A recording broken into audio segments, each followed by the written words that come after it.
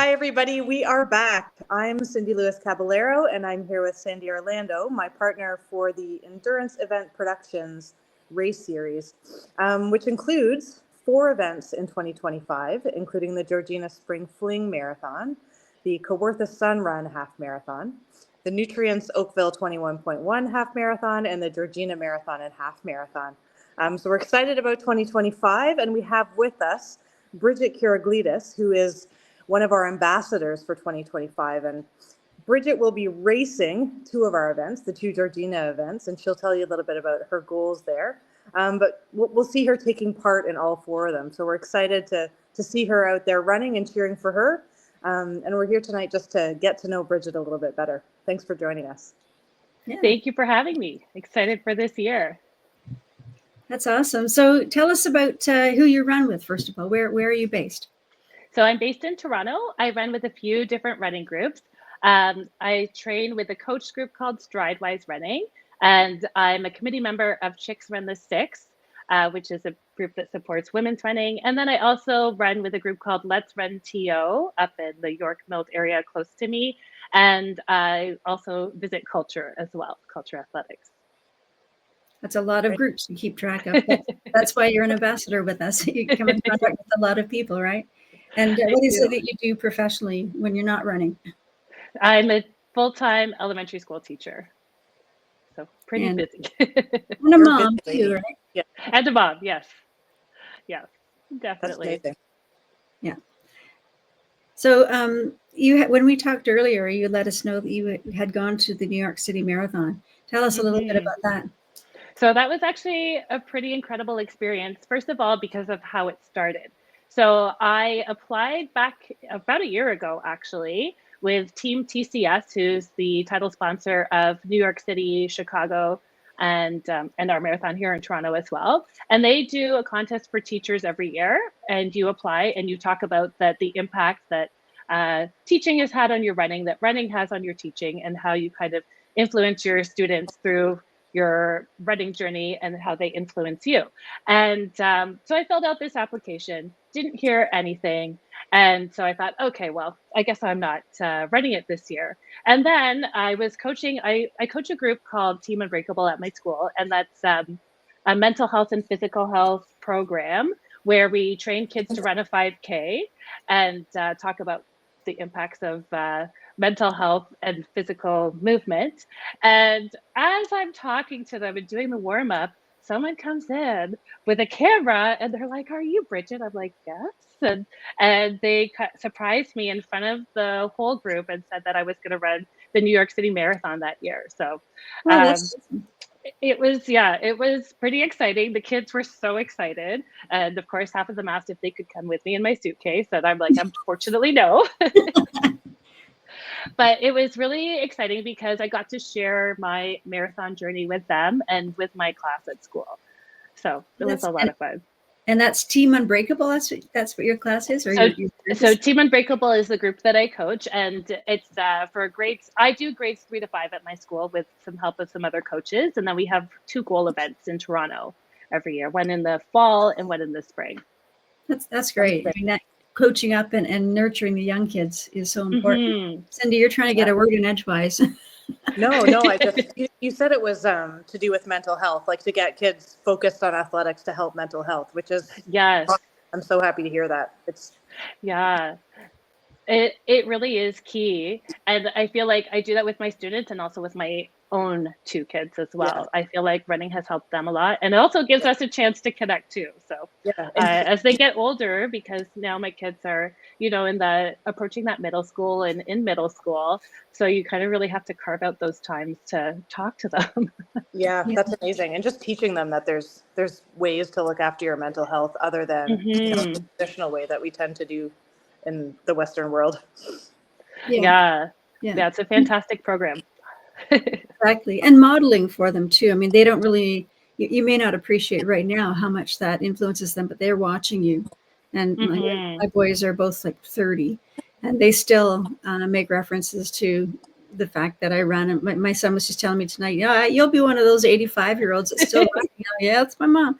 Yep, that's my goal actually. It's a good Longevity, goal. right? Exactly. So tell us about your goals for your running this year. So this year, my big goal is to not just qualify for Boston, because I've actually qualified 3 times, but have yet to run it. One time I actually missed the cutoff by 20 seconds. So yeah, that would hurt a little bit. But I'm hoping that I can run with enough of a buffer. And I love the timing of the Georgina Marathon in September because it's got that double dipper week. So running will actually give me the chance to hopefully get in either in 2026 or in 2027 when I get an extra 5 minutes. Well, yes, that aging up thing. Yes, exactly. And then I thought, why not run the spring fling to kind of get a feel for the course and better set me up for that big goal in the fall? Because my goal is to take 5 minutes off my marathon time. So And will you run the marathon in the spring also? I'm going to Or do will the you half stay there? marathon in the spring Right. Yeah. to kind of get to know the course. And also kind of, it's good to kind of periodize the training. Like I know some people can run a bunch of marathons in a year, but I feel like one is a good amount for me, right? With, I have my family and my kids and my job, and it does take a lot of time. But then also because of my job, I have a little more time in the summer. So it's an ideal time to train for a marathon. Right. Yeah, that makes sense. Great. And you'll have a chance to come out to the Kawartha race, do a little bit of training up there, right? Exactly. Awesome. Yes, I'm excited for that too, because I think it's nice to throw in some different distances, and there's lots of opportunity for that, and it kind of breaks up your marathon training as well. Yeah, a little bit of fun. And then October can be your, yay, I did all this stuff. Now I'm just going out and having fun in Oakville, right? Exactly.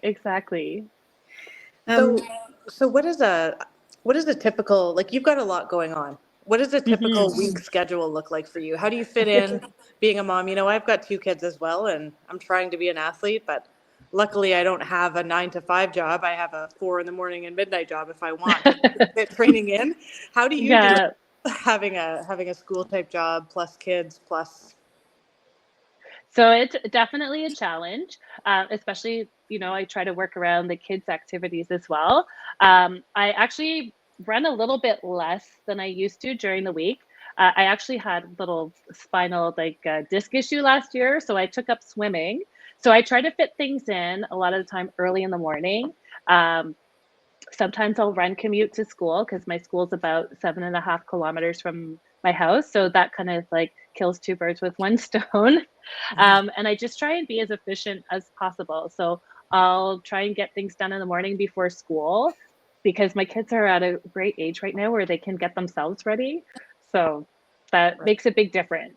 And I think back to when they were younger, because I started running, I think my youngest was about 2, and running was very different for me back then. It was shorter distances, and it was just kind of whenever I could fit it in. I don't know if I would have tried to run a marathon back then. I kind of, feel like now I have a little bit more freedom. Plus now I can have my kids run with me. So, my 13-year-old just will bust out a 7K with me at my easy pace with no problem now. So, I know, I'm it's amazing. That's great. Yeah. That's good. So the other thing that we talked about was that you've got a very, you've got a big focus on sustainability. Tell us a little bit about your thoughts there. Yeah, so I inherited that from my parents. My parents were very sustainably and environmentally minded, and they always tried to lower their impact with a lot of things. They were very adventurous. They actually did a cross-Atlantic sail, and they did it in a way that had minimal impact on the environment, and they still, lived like that even when they were off the boat as well. So, when we're running, we're outside all the time and we're in nature, and I feel like, we really want to be able to keep doing that, and we want our areas that we run in to be as beautiful and pristine as they can be, and unfortunately that's not always the case. So I think I started out with a bit of plogging here and there, picking up garbage as you run, and I've done a few challenges with that. But then, you start to think like, okay, I can, pick up garbage. And even if a lot of people pick up garbage, like we're still not having the impact that we want to have, right? We want to have more of an impact. And you start to think about all of the things we do when we're running, right? Like, especially during a race where there's thousands of people and we've got all our gel packages and we've got all our water. And then like, it's kind of sad when you see all these cups littered on the side of the road, and maybe you've only taken like 2 sips out of it. And it just felt like very wasteful to me. So, I know a lot of runners don't always want to carry their own water. So I have had some conversations with Tina Muir, who wrote running the Sustainable Runner. And, I'm very inspired by her and the things that I see her doing. And one of the things that I tried out actually in one of our marathons was a little Hydro Pack cup that it's like a little ring on your finger, and you can refill it with water. It's silicone, so it's very light. You don't have to actually carry your water, but you can refill your water. And I was like, what if we could do more things like that? Or maybe we do just carry our water, right? Like I often think about trail runners and how sustainable that community is. And I'm like, how can we bring more of that into road running? And that's something that I think, it's a challenge for all race directors. And we're always trying to figure out how could we encourage people to do that. One of the things that we offer in our race for the marathoners is to have their own self-serve station for their own hydration or whatever they need to put there. And that helps a little bit, but you're right. There are a lot of and we'll have to see if we can get our hands on the hydrogel, that little cup, and see how that can work. Yeah. There is always the option too for people in the race to have their own Camelback or their own bottle and have those filled up at the aid stations if they do want to do Definitely. that. So maybe that's something to promote a little bit more too, and say, hey, I wanted to do this, and maybe you can even, include something in our athlete guide about sustainability. Yeah, absolutely. We can let people know that, hey, if you want to be part of this movement, you do have the option of refilling your bottles at the water stations. Yeah, that would be great. Because I think a lot of the time people don't think about it, right? Right. So exactly. just getting people thinking about it can make a quick change like that. Because a lot of people care, and a lot of people care about a lot of things these days that maybe they hadn't considered in the past. Yeah, or like not sure how to start, or what's a good step that I can take. Yep. And it was certainly in those cottage communities, it's really important. And I think the only complaints we ever get from the community up there, it's not about traffic, it's not about all the runners on the road, anything like that. There's garbage left behind. And we do our best to go out there and clean it all up. We've been back, both Cindy and I have been out there picking up gel packs in between aid stations, and it's not a lot of fun when you're exhausted. I know, because that's a big day, right? And when you're organizing event, like I organized the Terry Fox run in the beaches, and it's a much smaller event, and still I'm exhausted at the end of the day. And even just, you have lots of volunteers and they're doing a lot of work too, but there's always those last minute end of day things that fall on the race directors, and picking up gel packages shouldn't be one of them. And it shouldn't be. I mean, I think again, I look back at those trail runners and they never leave their garbage on the ground, right? And it's an easy thing. Just put it in your pocket when you get to the aid station, then you throw it out there, right? And it's not going to slow you down at all. I mean, right? You carried it with you there, so just finish it up. Okay, you might make a little mess, but racing is messy anyway, right? When you're sweaty, just wipe it on yourself. I often, with triathlon, if you're caught littering, you can be disqualified. But we don't have the same level of officials in running races, which is kind of unfortunate in that sense. No, actually, it's interesting because I was talking to some friends who are about to go run Tokyo Marathon, and that's a huge thing there too, right? You cannot litter. And they have people standing with garbage bags. I think she said there were more people there with garbage bags than there were cheering. That's awesome. Doing double duty. If we had that many volunteers, it'd be awesome.